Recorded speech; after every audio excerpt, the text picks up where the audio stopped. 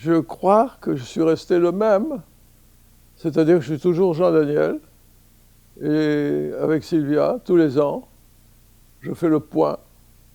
Quelquefois, je m'aperçois que je suis moins bien que l'an dernier, quelquefois mieux. On va voir aujourd'hui.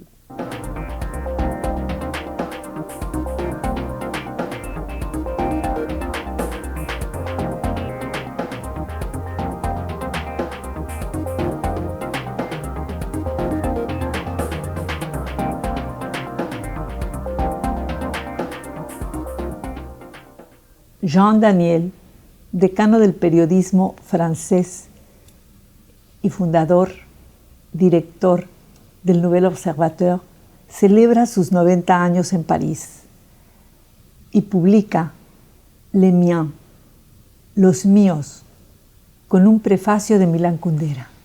Un de vos rencontres le plus intéressant, c'était avec François Mauriac, un écrivain catholique mais rebelle, une énigme, vous l'avez qualifié. J'ai peut-être fait une erreur. En tout cas, c'était quelqu'un d'extrêmement intéressant, d'extrêmement séduisant, parce qu'il était catholique, mais il n'était pas puritain. Ou quand il était puritain, il avait quand même des faiblesses. Il avait des penchants pour les jeunes gens, sans aller jusqu'au bout. C'était un homosexuel refoulé. Il avait une langue merveilleuse et surtout, c'est l'homme qui savait le plus être brillamment méchant. Ça, c'est une vertu française, la capacité de dénigrement, et surtout parisienne. Les gens, vous savez, Gide disait, on ne fait pas de bonne littérature avec des bons sentiments, mais lui, Mauriac, il avait des mots terribles. J'en ai lu un ce matin encore, quand il voit entrer une femme, et puis après il dit, sa femme sort, et il a dit, comme elle a dû être laide quand elle était jeune. Ou alors un autre mot, je ne sais pas si vous allez traduire.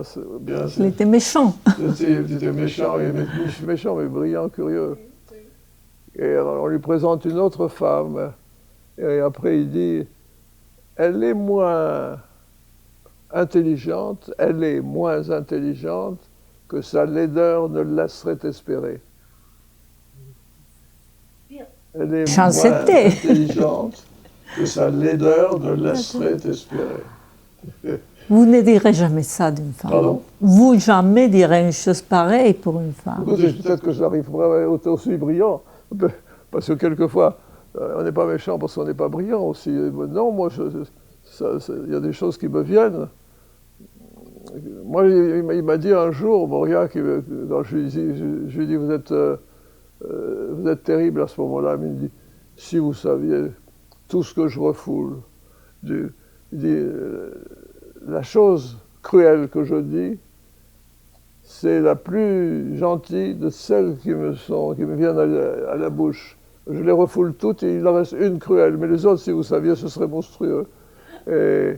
Mais c'est un romancier, c'est un vrai romancier. Et puis, il a pris des partis pendant la guerre d'Espagne, pendant la guerre d'Algérie.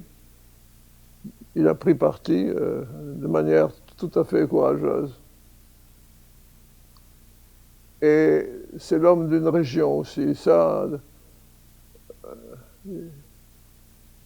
c'est très difficile de comprendre toute la région de Bordeaux, tout le sud-ouest, si on ne connaît pas Mauriac.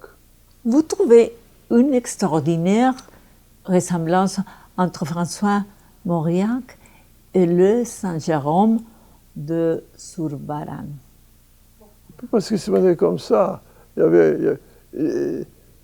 avait un vêtement qui le faisait ressembler à un moine. Et puis, c'était long, mince. Il y avait un côté sec, il y avait un côté un peu Don Quichotte, mais en moine. Et puis, il y avait toujours cette façon de mettre les mains comme s'il se faisait pardonner un vice, se cacher, vous voyez, comme ça, mon cher Jean Daniel, comme je suis heureux de vous voir, bien qu'il me semble que vous soyez un peu moins heureux que d'habitude, vous ne trouvez pas? Enfin, moi, c'est terrible. Il était très, très attaché à sa mère. Oui. enfin, Comme beaucoup de monde, oui, tout le monde. pas de manière originale. Non. Non. Non. Mais ça Pas l'intéresse. comme moi. Vous savez, dans ce chapitre, il y a un chapitre sur ma mère, ça commence par ça, vous Oui, savez. oui, Oui. je sais. Et si vous voulez parler un peu de votre mère, ça serait merveilleux. Écoutez, ma mère, elle a été enlevée par mon père. Enlevée. Puis dans cette petite ville de l'Algérie, tous les ans, il y avait des batailles de fleurs. Vous voyez ce que c'est? Il y avait des chars qui passent, des gens qui sont assis dans des cafés, puis on se bat avec des fleurs. Alors les gens font... Il y a des chars qui sont décorés. Et puis, les jeunes filles envoient des fleurs aux jeunes gens qui sont sur les chars. Puis si elles les touchent, le jeune homme descend. Et il descend et il voit la jeune fille dans un miroir. Il est derrière. Alors il lui fait il hoche la tête pour lui dire « Tu veux venir avec moi ?» Et elle a le droit de dire non ou oui, comme ça personne n'est humilié. Et elle a l'air de dire oui, mais les parents à côté l'ont pincée, elle a dit non. Alors mon père l'a enlevée. Ça fait un grand scandale. Comme elle l'avait enlevée, il a été forcé de se marier. C'est ce qu'il voulait. Il s'est marié. Et à partir du moment où il s'est marié, il a fait 11 enfants. Et au bout de et malgré ces 11 enfants, c'était moi le dernier, il en a fallu très peu pour que je ne sois pas au monde. Et malgré ces 11 enfants, ma mère était quelqu'un qui avait cette confiance dans la vie dont je vous parlais tout à l'heure.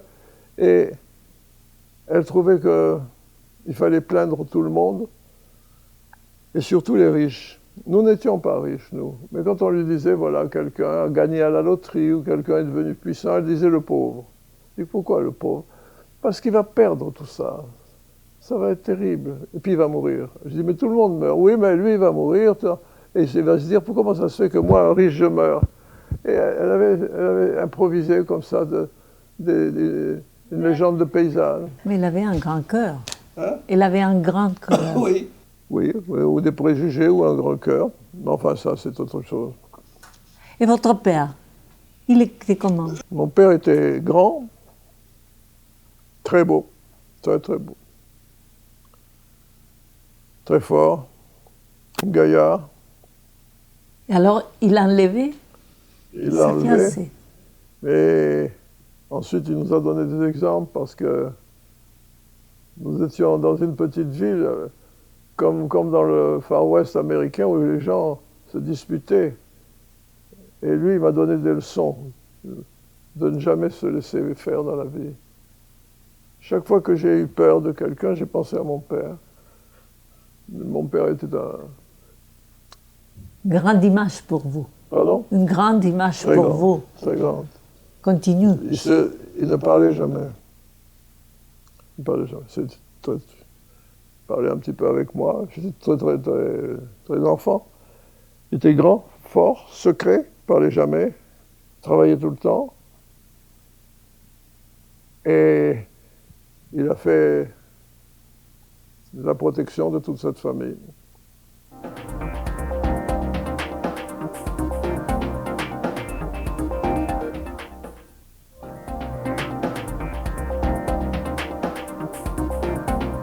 Jean-Daniel, que voulait dire Camus, Albert Camus, quand il disait qu'il fallait passer par la révolte pour être? Pour Camus, l'homme naît avec deux problèmes. Celui d'être heureux, et ça, il peut l'être. Pour Camus, avec la mer et le soleil, et les femmes. Ça. Et avec l'idée qu'il faut mourir aussi, souffrir et mourir. Que toute la vie se passe dans cette absurdité, l'absurde, que dès que nous arrivons au monde, nous avons ces deux condamnations. L'une à être heureux, et l'autre à savoir qu'on peut être malade. Et lui, il a été tout de suite malade. Et qu'on peut mourir. Cette conciliation est révoltante. Et au départ, l'homme révolté, c'est celui qui n'accepte pas cette contradiction, cette absurdité. Pourquoi nous avons été créés à la fois pour être heureux, parce qu'il aimait être heureux, qu'il pouvait l'être. Il adorait le soleil et la mer, il a fait des poèmes sur le soleil et la mer, qui sont formidables, lyriques, charnels, amoureux, et en même temps, bon, sur la mort. Alors, il dit devant cela, il y a eu des hommes qui, vous savez que sa mère était une femme de ménage. Oui. Lui, il est né avec beaucoup de handicaps. Il était pauvre, sa mère était veuve, sans argent, elle n'entendait pas, elle ne savait pas lire. Analphabète. Analphabète. Quand il lui parlait ou quand il lui disait j'ai écrit ce livre, elle ne pouvait pas le lire. Mais ils avaient un contact comme ça. Et puis en plus, il a été malade. Il a été malade à un moment où on soignait très mal la tuberculose. Donc il avait tout. Et c'est ce mélange. Alors, dans cette double condition de l'injustice et du bonheur, il a refait l'histoire des hommes par la Révolution. Camus s'est dit que l'histoire des révolutionnaires, c'était l'histoire contre l'injustice de ce sort, de cette contradiction. Et alors la grande histoire, c'était, est-ce que la révolte doit mener à la révolution? Est-ce que le refus de l'absurdité de la condition humaine peut être pris en compte par l'évolution essentiellement comme le marxisme, c'est-à-dire par l'histoire? Et c'est là qu'il découvre comment l'homme, en voulant rêver d'une sorte de paradis terrestre, arrivait à une société où on le privait à la fois de la mer, du soleil, mais pas de la mort. La révolte revient. Et la révolte, c'est la solution pour ne pas emprunter le chemin de la révolution, tout en protestant contre l'absurdité. Vous comprenez? Cette révolte est pour lui quelque chose d'essentiel à l'homme. D'ailleurs, il définit l'homme comme ça. Je me révolte, donc je suis. Et l'homme révolté, ça va être le livre qui va avoir eu le plus de succès dans tous les pays occupés par l'Union soviétique. Il va être traduit et il va être distribué clandestinement. On appelait ça les samizdat. Mais si vous questionnez sur les gens, en Hongrie, en Bulgarie, en Tchécoslovaquie, à Prague, l'homme révolté, vous comptez énormément. Donc là, le sujet de la révolte est essentiel. C'était une philosophie de la révolte. Ah ben c'est une philosophie de la révolte, oui. Qu'est-ce que serait la révolte si on ne la théorisait pas, si on ne la pensait pas? Non, lui, il a fait un livre qui s'appelle L'homme révolté, qui définit la nature humaine et la morale humaine, qui se termine par une notion de mesure, mais pour lui, c'est une chose en plus qui est naturelle. Alors le tout, pour lui, c'est d'empêcher les hommes de transformer une révolte naturelle en une révolution doctrinale et dangereuse. C'est-à-dire de mener le juste combat des hommes à la dictature, à la servitude dans les pays de dictature. L'intelligence de Sartre, à quoi ça consistait? D'abord, c'était un homme qui savait faire l'histoire de la philosophie d'une manière génial.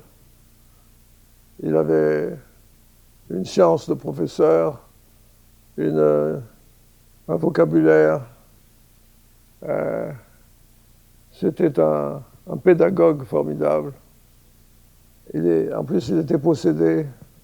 Moi, j'aimais bien l'écouter. C'était un enchantement intellectuel.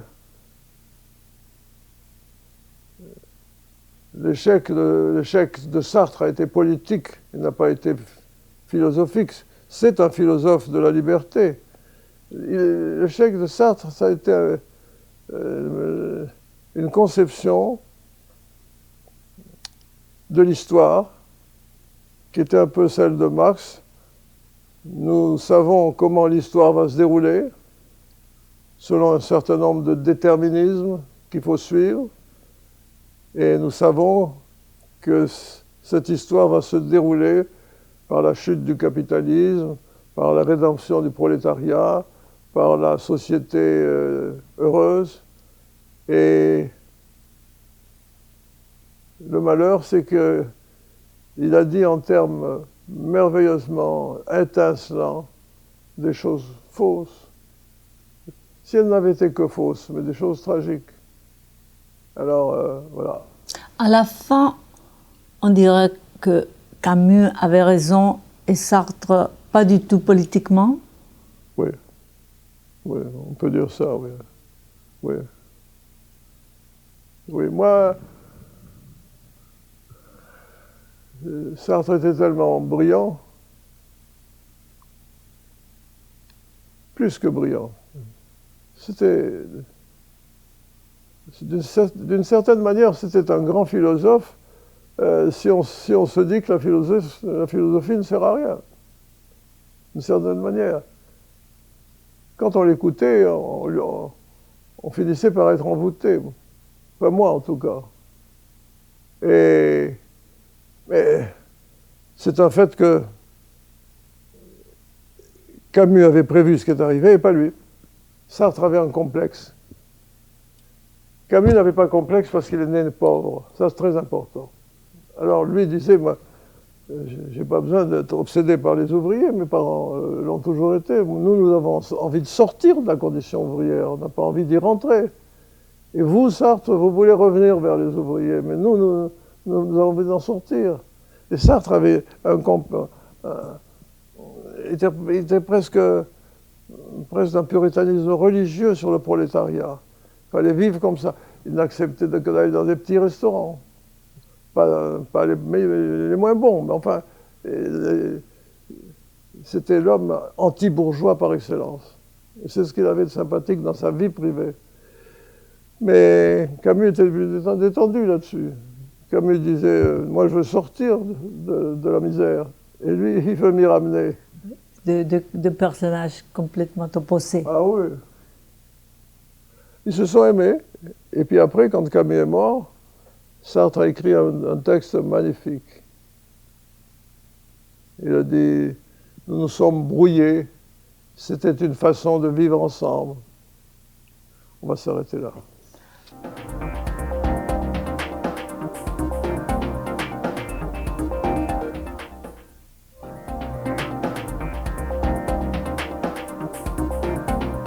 Jean Daniel et Mendès France, Pierre Mendès France, vous ne m'avez rien dit au sujet de lui. Eh bien, j'ai eu tort.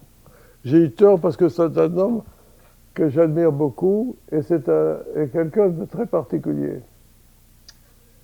Mendès France était moyen de taille, pas très beau, très simple.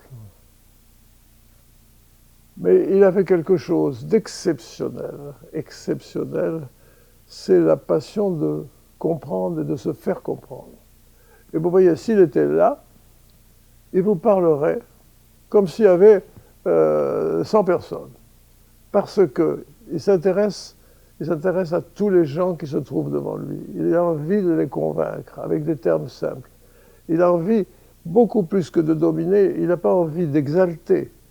Il n'a pas envie de vous faire rêver, il n'a pas envie de vous flatter, il a envie de se faire comprendre, de vous persuader. Et c'est la passion de l'intelligence pas du tout d'essence. C'est la raison opposée, si vous voulez, à la vibration, à l'émotion. Les orateurs en général, les hommes politiques en général, ils agissent sur l'émotion, comme à la télévision.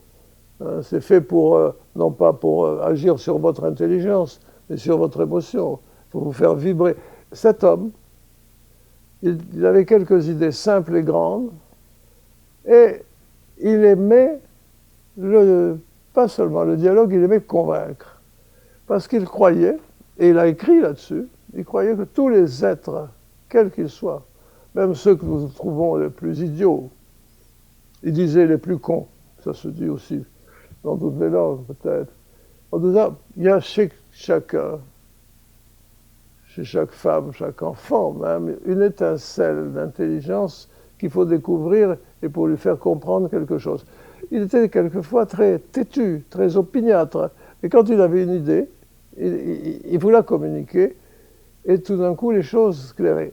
Il avait le don de vous donner l'illusion que vous étiez aussi intelligent que lui. Vous savez, c'est rare. Moi, j'ai fréquenté des philosophes comme ça. Foucault, Michel Foucault, il me donnait cette impression d'être intelligent. Il y en a un autre, Pierre Bourdieu, il me donnait l'impression d'être un imbécile. Pierre Bourdieu, je disais, si je ne suis pas d'accord avec lui, je sens que c'est un imbécile.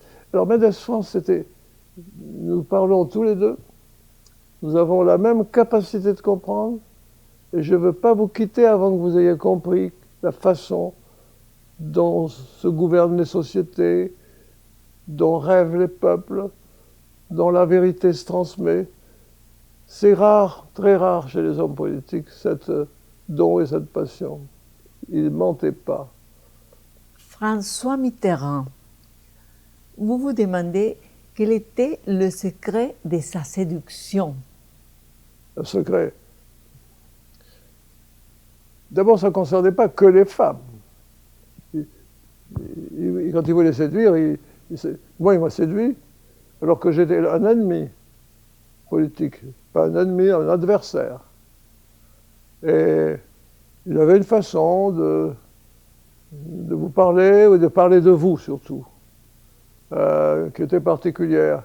Et c'est vrai que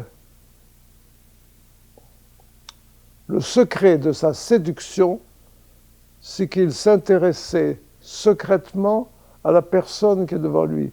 Pas en la flattant, pas avec la passion de Mendes France pour la politique, mais avant de recevoir quelqu'un, il savait tout sur la personne et il disait toujours la petite phrase qui faisait que cet homme se disait « mais il me connaît, il m'a deviné ». Alors il y avait une séduction. Les femmes étaient très sensibles à ça, oui. Était séduisant. Un homme qui était séduisant avec les femmes, c'était John F. Kennedy. Et oui, vous le connaissiez bien. Non, Pierre bien, mais je le connais, vous bien sûr. Alors, lui, il en faisait un usage assez rapide quand même. L'islam, Jean-Daniel, qu'est-ce qui va se passer avec l'islam au XXIe siècle? Sachez que pour moi, l'islam est la seule véritable idéologie de ce siècle. Il ne reste plus des vraies idéologies. Vous savez ce que c'est qu'une idéologie? C'est des idées, un système autour des idées, une volonté d'agir, une incarnation de morale, un devoir des militants. La seule véritable idéologie du siècle en ce moment, c'est l'islam. La force de l'idéologie. Presque aussi forte que le communisme. Quel est l'état de la gauche en France et dans le monde entier? La gauche est en état de crise depuis la crise financière parce que de toute la définition de la gauche, je ne parle pas de la gauche révolutionnaire, de la gauche extrême, mais la gauche, dans sa réalité, elle était quand même appuyée sur ce qu'on appelle l'État-providence, la sécurité sociale, nationalisation, la capacité d'être protégé. Et en ce moment, tout ça est en danger. La gauche, en ce moment, est très en danger. à cause de cette crise financière. Elle est en danger moral parce qu'elle n'arrive pas à obtenir que les responsables de la crise financière soient punis. Vous ne savez pas à quel point, en ce moment, nous vivons un symbole historique. Tous les gens qui ont mis le monde en danger, le monde entier, la planète entière, c'est-à-dire les grands banquiers, aucun d'entre eux n'a été puni. Au contraire, la crise leur a profité. Et ça, s'il y a des péchés originels, s'il y a des crimes planétaires, voilà.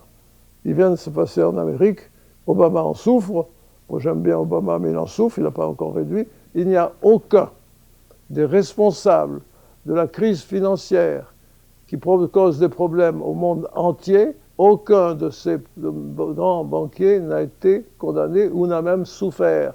Ils ont gagné encore plus après la crise qu'avant. Ça, c'est un symbole qui va rester toute votre vie, bien que vous soyez très jeune, ma chère Sylvia.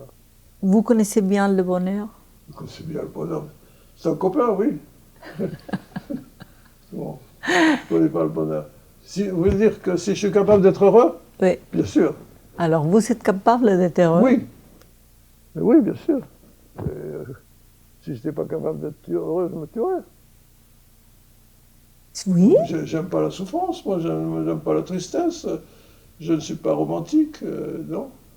Sauf en musique, peut-être. Mais Oui. non. Mourir en écoutant de la musique. Oui, ou vivre, c'est encore mieux. Vous finissez votre livre par une remarquable évocation du pouvoir et plaisir de la musique de Louis Armstrong à Mozart. Moi, quand j'étais jeune, je disais aucune tristesse ne résiste à un bain de mer. Puis ensuite, j'ai dit aucune tristesse ne résiste à un beau concert. Et en ce moment encore, à Paris, il y a beaucoup de beaux concerts en ce moment. Et la musique compte beaucoup pour moi. Toutes les musiques. J'aime le jazz, mais j'aime aussi certains. J'aime beaucoup Gustave Mahler. Et j'aime beaucoup Ravel. Et j'aime beaucoup le concert lui-même. J'aime les instruments, j'aime voir les orchestres s'installer. Dès que je m'installe dans un concert, j'ai une sorte de joie intérieure. Je trouve que ces gens sont admirables parce qu'ils ont tous leur rôle, comme dans une cathédrale, pour faire quelque chose en commun. Et c'est vrai que je trouve que la musique, quand elle pourrait peut-être me faire croire en Dieu. Je n'arriverai certainement pas. Mais, parce que moi je croyais qu'avec l'âge, je deviendrais croyant. Puis ça ne m'est pas arrivé, pas encore en tout cas. La musique, oui, j'aime beaucoup. Je crois que c'est très important. Et puis, j'aime les musiciens quand ils parlent entre deux musiques. C'est un univers qui me plaît, plus que celui... les peintres ne s'aiment pas beaucoup entre eux. Les acteurs, c'est terrible. Les musiciens, c'est autre chose. Ils parlent technique. Vous aimez la musique? Oui. Et la musique vous aime? Ça, je ne sais pas. Si la musique m'aimait, je saurais faire ce que j'aurais adoré faire, c'est un pianiste. Vous savez, en bas, ici, là, nous avons des amis musiciens qui sont au rez-de-chaussée, là, en entrant. Alors, de temps en temps, je m'assois sur les escaliers parce qu'il y a un chanteur et une professeure de piano. Alors, ils ont des invités. Et chaque fois, ce sont des invités qui jouent. Alors, quand c'est beau, je me mets dans les escaliers. Quelquefois, ils ouvrent la porte, ils me voient comme ça, ils me disent de rentrer. Et si vous descendez, vous allez les voir, oui. Jean-Daniel, merci beaucoup. J'étais ravie, comme d'habitude, avec vous, votre conversation. Moi, je ne peux plus voir passer une année sans vous voir, sans parler aux Mexicains, grâce à vous. Merci Jean, merci et bonne fête.